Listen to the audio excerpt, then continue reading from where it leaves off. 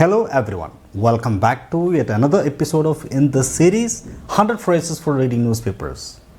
English പത്രങ്ങൾ വായിക്കാൻ വേണ്ടി നിർബന്ധമായി അറിഞ്ഞിരിക്കേണ്ട എസെൻഷ്യലായ കുറേ ഫ്രേസസ് ആൻഡ് ഇഡിയംസ് അത് നമ്മൾ ഡിസ്കസ് ചെയ്യണം. വളരെ പോപ്പുലർ ആയിട്ടുള്ള വളരെ കോമൺ ആയിട്ട് യൂസ് ചെയ്യുന്ന ഫ്രേസസ് ആണ് നമ്മൾ ഡിസ്കസ് ചെയ്യുന്നത്. ഈ വാക്കുകൾ അറിയാതെ നിങ്ങൾക്ക് ഇംഗ്ലീഷ് പത്രങ്ങളുടെ അല്ലെങ്കിൽ ഇംഗ്ലീഷ് ബുക്സുകളുടെ വായന എന്ന് പറയുന്നത് വളരെയധികം ബുദ്ധിമുട്ടായിരിക്കും.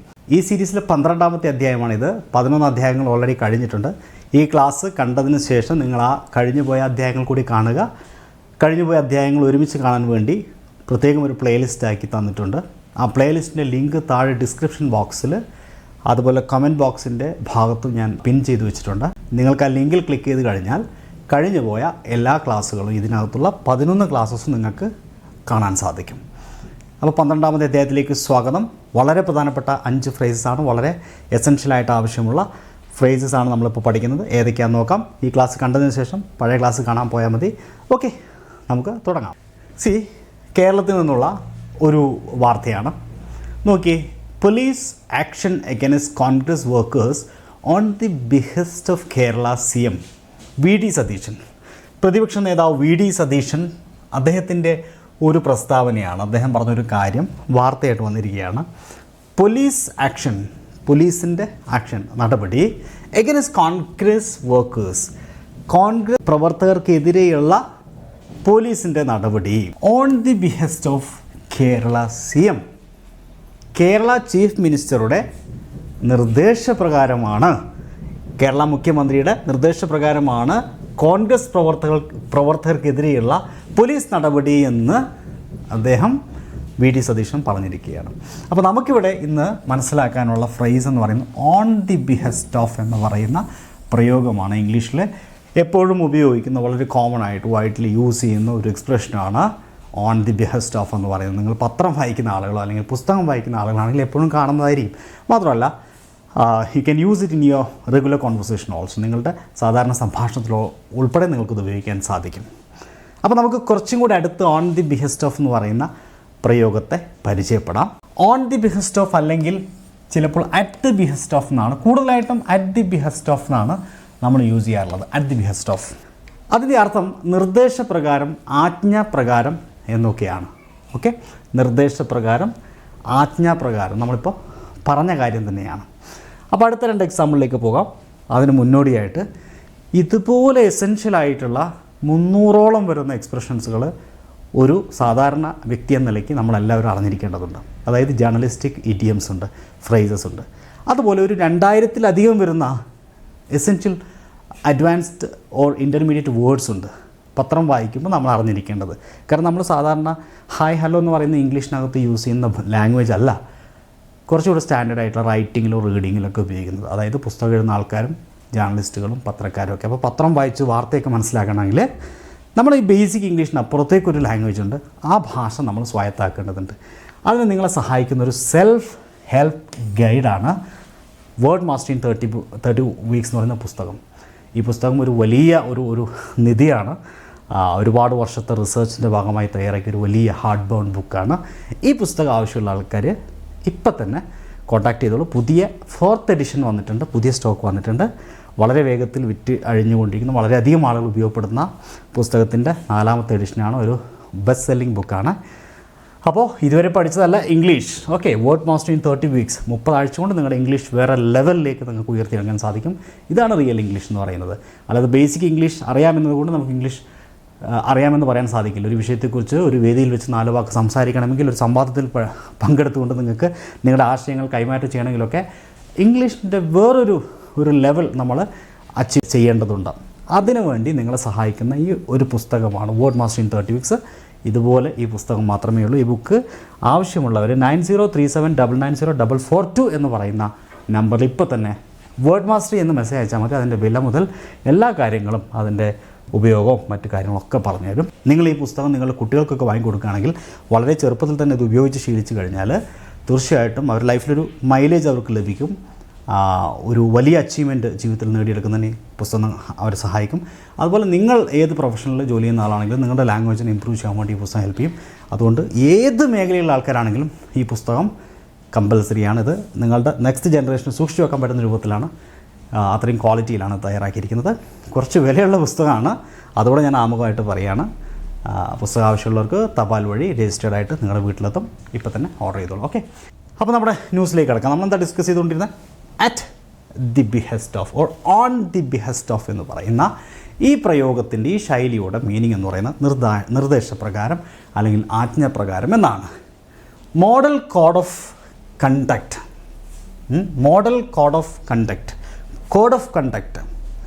കോഡ് ഓഫ് കണ്ടക്റ്റ് എന്ന് പറഞ്ഞാൽ നമുക്കറിയാം പെരുമാറ്റച്ചട്ടത്തിൻ്റെ ഇംഗ്ലീഷാണ്. അപ്പോൾ മാതൃകാ പെരുമാറ്റച്ചട്ടം ബീങ് ടോർപിഡോഡ്. ടോർപിഡോ എന്ന് പറഞ്ഞു കഴിഞ്ഞാൽ അതൊരു വെർബാണ്. ടോർപിഡോ എന്ന് പറയുന്നത് ആ വെർബിൻ്റെ മീനിങ് എന്ന് പറയുന്നത് ഡിസ്ട്രോയ് ചെയ്യുക, നശിപ്പിക്കുക എന്നാണ്. അപ്പോൾ ടോർപിഡോ ഇൻ കേരളത്തിൽ മോഡൽ കോഡ് ഓഫ് കണ്ടക്റ്റ്, അതായത് മാതൃകാ പെരുമാറ്റച്ചട്ടം ഡിസ്ട്രോയ് ചെയ്തിട്ടു, നശിപ്പിക്കപ്പെട്ടു at the behest of union ministers, കേന്ദ്രമന്ത്രിമാരുടെ ആജ്ഞപ്രകാരം എന്ന് മുഖ്യമന്ത്രി പറയുകയാണ്. ഓക്കെ, ഇനി നമുക്ക് ഡെക്കാൻ ഹെറാൾഡിൽ വന്നുള്ളൊരു ന്യൂസാണ്. പാക് കളക്ടിങ് ഇൻഫർമേഷൻ, പാകിസ്ഥാന് ഇൻഫർമേഷൻസ് കളക്ട് ചെയ്യുക, ശേഖരിക്കുകയാണ് ഓൺ J&K, ജമ്മു കാശ്മീർ ചിനാബ് ബ്രിഡ്ജുമായി ബന്ധപ്പെട്ട, നമുക്കറിയാം കാശ്മീരിലെ ചിനാബ് ബ്രിഡ്ജ് പാലവുമായി ബന്ധപ്പെട്ടുള്ള വിവരങ്ങൾ പാകിസ്ഥാൻ ശേഖരിക്കുകയാണ്. അറ്റ് ചൈനാസ് ബിഹെസ്റ്റ്, ആരുടെ ബിഹെസ്റ്റ് പ്രകാരമാണ്? ചൈനയുടെ ബിഹെസ്റ്റ്, ചൈനയുടെ നിർദ്ദേശപ്രകാരം, ആജ്ഞപ്രകാരം. ഓക്കെ, അപ്പോൾ at the behest of, on the behest of എന്ന് പറഞ്ഞു കഴിഞ്ഞാൽ നിർദ്ദേശപ്രകാരം, ആജ്ഞപ്രകാരം, ഇന്നയാളുടെ നിർദ്ദേശപ്രകാരം അല്ലെങ്കിൽ ആജ്ഞപ്രകാരം. ഓക്കെ, ഇനി നമ്മൾ 57ാമത്തെ ഫ്രേസിലേക്ക് കിടക്കുകയാണ്. Income tax law comes into force from April 1. ഏപ്രിൽ 1 മുതൽ income tax law comes into force, നിലവിൽ വരുന്നു. അപ്പോൾ എന്താ ഈ കംസ് ഇൻ ടു ഫോഴ്സ്? അതാണ് ഇപ്പോൾ നമുക്ക് ഡിസ്കസ് ചെയ്യാനുള്ള phrase. Come into force അല്ലെങ്കിൽ കം ഇൻ ടു എഫക്റ്റ് എന്നും പറയാം. Come into force or come into effect, നിലവിൽ വരിക, പ്രാബല്യത്തിൽ വരിക എന്നാണ് അതിൻ്റെ അർത്ഥം. New criminal laws to come into force from July 1. പുതിയ ക്രിമിനൽ നിയമം ടു കം ഇൻ ടു എന്ന് പറഞ്ഞാൽ വിൽ എന്ന അർത്ഥത്തിലാണ് യൂസ് ചെയ്യുന്നത്. Come into force, okay, from July 1 മുതൽ നിലവിൽ വരും. ടു വിൽ എന്ന അർത്ഥത്തിൽ ഫ്യൂച്ചർ പറയാൻ ടു ഉപയോഗിക്കുന്നുണ്ട്. ഇങ്ങനെ ബേസിക്കായ 5 ഗ്രാമർ റൂൾസുകളുണ്ട് ന്യൂസ് പേപ്പർ റീഡിങ്ങുമായി ബന്ധപ്പെട്ടിട്ട്. അതിൻ്റെ ഒരു വീഡിയോ ഞാൻ മുമ്പ് ചെയ്തിട്ടുണ്ട്, നമ്മുടെ ചാനൽ നോക്കിയാൽ നിങ്ങൾക്ക് കാണാം. Next, major amendments to building rules come into effect. അപ്പോൾ ഇവിടെ കം ഇൻ ടു എഫക്റ്റാണ് യൂസ് ചെയ്തിരിക്കുന്നത്.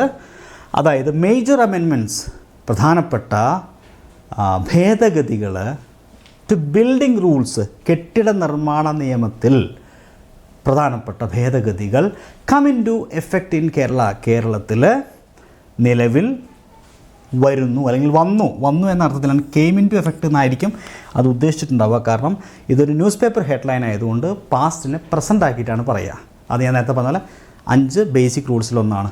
ടു വില്ലായിട്ട് ഉപയോഗിക്കും, അതുപോലെ പാസ്റ്റ് പ്രസൻ്റ് ആയിട്ട് പറയും പത്രത്തിൻ്റെ ഹെഡിങ്സിൽ.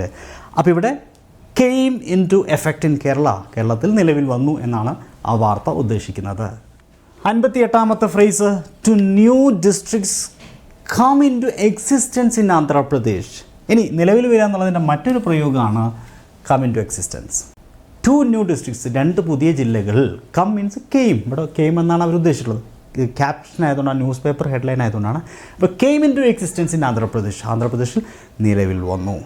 Come into existence or come into being, come into existence or come into being എന്ന് പറഞ്ഞു കഴിഞ്ഞാൽ നിലവിൽ വരിക അല്ലെങ്കിൽ രൂപം കൊള്ളുക എന്നാണ്. Come into existence or come into being. Telangana came into existence in 2014. Telangana 2014 നിലവിൽ വന്നു. Tribal welfare council, Adivasi welfare council, Adivasi ക്ഷേമ സമിതി came into being in ഒഡീഷയിൽ നിലവിൽ വന്നു. അപ്പോൾ നോക്കൂ, came into being, came into existence, രണ്ടും നിലവിൽ വന്നു, രൂപം കൊണ്ടു എന്ന അർത്ഥത്തിൽ ഉപയോഗിക്കുന്ന ഫ്രേസുകളാണ്. അപ്പോൾ തൊട്ടുമുമ്പ് പഠിച്ചതും ഇപ്പോൾ പഠിച്ചു ഓർത്തിരിക്കുക. ഇനി നമുക്ക് 59ാമത്തെ ശൈലി ഫ്രേസിലേക്ക് വരാം. elusive tiger kills another calf, officials step up vigil. എന്താണ് ഈ വാർത്ത കൊണ്ട് ഉദ്ദേശിക്കുന്നത്? ശരിക്കും നോക്കി, elusive tiger kills another calf. അപ്പോൾ ഇവിടെ ചില വൊക്കാബുലറിയുടെ മീനിങ് അറിയേണ്ടതുണ്ട്. ഇല്യൂസീവ് എന്ന് പറഞ്ഞാൽ പിടികിട്ടാത്ത, പിടികൊടുക്കാത്ത. അപ്പോൾ ഒരു ചാടിപ്പോയ ഒരു പുലിയായിരിക്കാം, അല്ലെ, ഒരു കടുവയായിരിക്കും. എലൂസീവ് ടൈഗർ, ഒരു കടുവ, പിടികിട്ടാത്ത കടുവ. Kills, that means killed.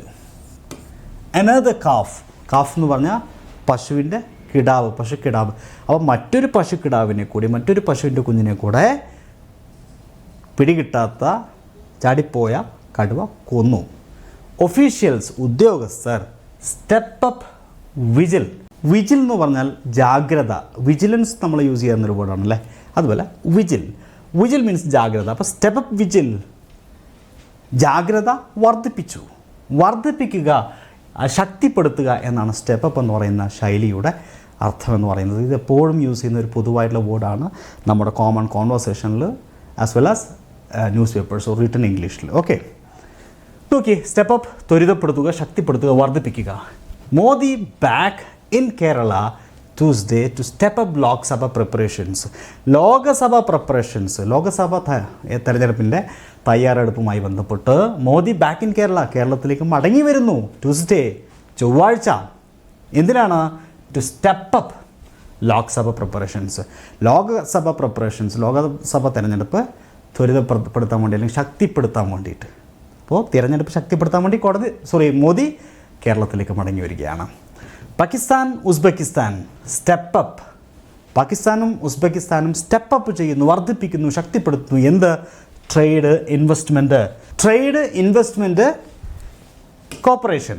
അതായത് വ്യവസായം, ഇൻവെസ്റ്റ്മെൻറ്റ്, നിക്ഷേപം, കോർപ്പറേഷൻ, സഹകരണം.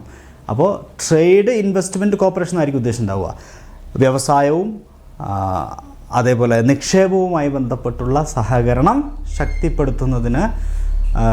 ശക്തിപ്പെടുത്തി ആര്? പാകിസ്ഥാനും ഉസ്ബെക്കിസ്ഥാനും. അപ്പോൾ സ്റ്റെപ്പ് അപ്പ് എന്ന് പറഞ്ഞാൽ ത്വരിതപ്പെടുത്തുക, ശക്തിപ്പെടുത്തുക. ഇനി നമുക്ക് ഇന്നത്തെ ലാസ്റ്റ് ഫ്രേസിലേക്ക് വരാം. Digitisation of SIR forms yet to pick up pace in district. Okay, digitisation of SIR forms yet to pick up pace in district. ഇവിടെ പിക്കപ്പ് പേസ് എന്ന് പറയുന്ന ഒരു ശൈലി ഉപയോഗിച്ചിട്ടുണ്ട്. ഡിജിറ്റൈസേഷൻ എന്ന് പറഞ്ഞു കഴിഞ്ഞാൽ ഡിജിറ്റലൈസേഷനാണ്. ഡിജിറ്റലൈസേഷൻ എന്നുള്ളതിൻ്റെ, ഡിജിറ്റലൈസ് ചെയ്യുക എന്നതിൻ്റെ മറ്റൊരു വേർഡാണ് ഡിജിറ്റൈസേഷൻ, അങ്ങനെയും പറയാം. അപ്പോൾ SIR നമുക്കറിയാം, SIR ഫോംസുകൾ വളരെ പ്രധാനപ്പെട്ട, ഏറ്റവും കറണ്ടായിട്ടുള്ള ഒരു പ്രധാനപ്പെട്ട ഇഷ്യൂ ആണ് SIR ഫോംസ് ഫില്ല് ചെയ്യുക എന്നുള്ളത്. അപ്പോൾ SIR ഫോംസ് ഫില്ല് ചെയ്യുന്നത് യെറ്റ് ടു, ഇതുവരെയും പിക്കപ്പ് പേസ്, അതിൻ്റെ വേഗത കൂട്ടിയിട്ടില്ല ജില്ലകളിൽ. അപ്പോൾ പിക്കപ്പ് പേസ് എന്ന് പറഞ്ഞു കഴിഞ്ഞാൽ വേഗത കൈവരിക്കുക, വേഗത്തിലാക്കുക. അപ്പോൾ വേഗത്തിലാക്കുക എന്നതിൻ്റെ വേർഡാണ് പിക്കപ്പ് പേസ് എന്ന് പറയുന്നത്.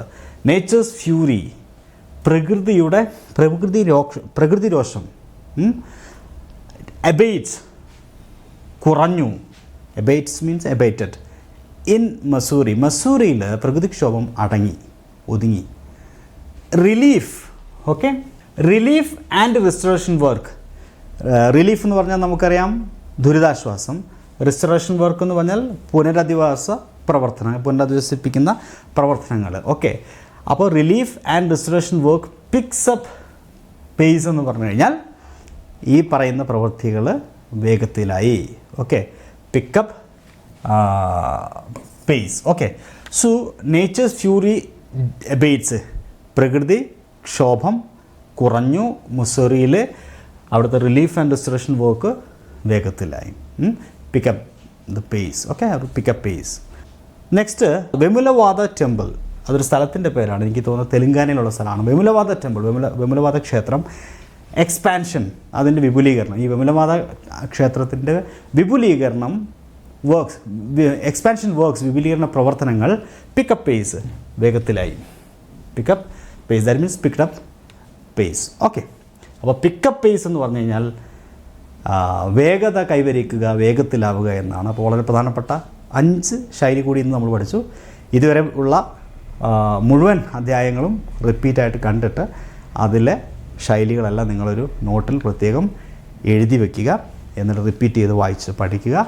ഞാൻ നേരത്തെ പറഞ്ഞ പോലെ ഇതുപോലെയുള്ള സകല ഫ്രേസസും വേർഡ്സൊക്കെ ഉൾക്കൊള്ളുന്ന വേർഡ് മാസ്റ്ററി ഇൻ 30 വീക്സ് എന്ന് പറയുന്ന പ്രാക്ടീസ് മാനുവൽ ആവശ്യമുള്ള ആളുകൾ ഞാൻ നേരത്തെ പറഞ്ഞ നമ്പറിൽ ഒന്നുകൂടെ പറയാം, 9037990442 എന്ന് പറയുന്ന നമ്പറിൽ വാട്സപ്പ് ചെയ്തോളൂ. വേർഡ് മാസ്റ്ററി എന്ന് ഇപ്പം തന്നെ ഈ സ്റ്റോക്ക് കഴിഞ്ഞ് അടുത്ത സ്റ്റോക്ക് വരാൻ വളരെ അധികം താമസം ഉണ്ടാവും. അപ്പോൾ നിങ്ങളെല്ലാവരും സഹകരണം പ്രതീക്ഷിക്കുന്നു. ഒപ്പം നിങ്ങൾക്ക് ഈ ക്ലാസ് ഇഷ്ടപ്പെട്ടെങ്കിൽ താഴെ നിങ്ങളുടെ അഭിപ്രായം കമൻറ്റ് ചെയ്യുക. വീണ്ടും അടുത്ത എപ്പിസോഡുമായിട്ട് കാണാം. Wish you all the best. Have A great day. Thank you.